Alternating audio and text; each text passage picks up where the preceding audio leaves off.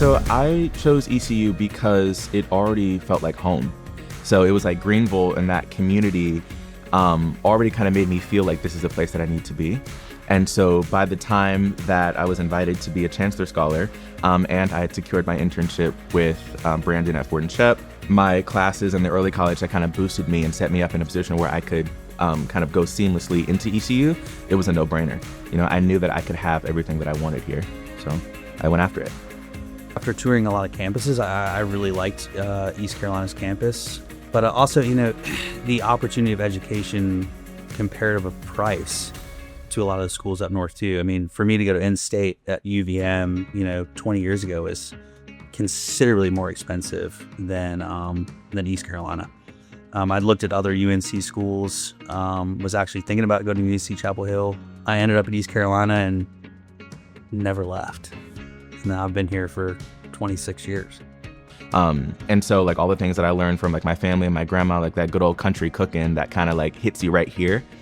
That's what I wanted to recreate. And so that's kind of how I found cooking and hospitality, was whether you're in a hotel or whether you're being cooked for or whether you're at an event, the people behind the scenes making that happen, the people that are kind of bolstering this life moment, whether it's through food or through an event, that's what I want to do. That's how I want to connect with people. And so that's how I found my major.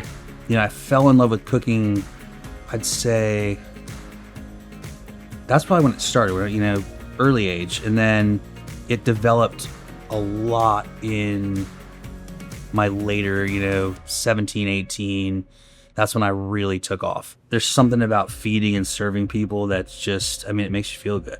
The one thing I would say is, you know, you gotta learn the business side of it. As much as I got, you know, kicking and screaming to get me to do it. You know, for me to sit there and look at a spreadsheet or to go through a budget, you know, you're gonna have to tie me to a chair, but it was important for me to learn. And that's, you know, once again, you know, we learned a lot of that at East Carolina. With that being said, if you're not passionate, you don't love it, I don't think you're ever really gonna be successful with anything you really do. So it has to eat you up.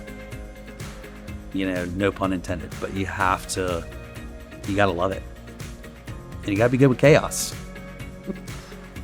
But I knew ever since I was little, I was like, I want to be the head chef in a kitchen that gets to say that like this work and this team is my own. At the end of my career, I want to be able to stand back and say I've created something that touched someone, that made a difference, that made someone feel good, that tasted good. You know, just being a head chef, owning my own restaurant, that's the big goal, the big picture for me.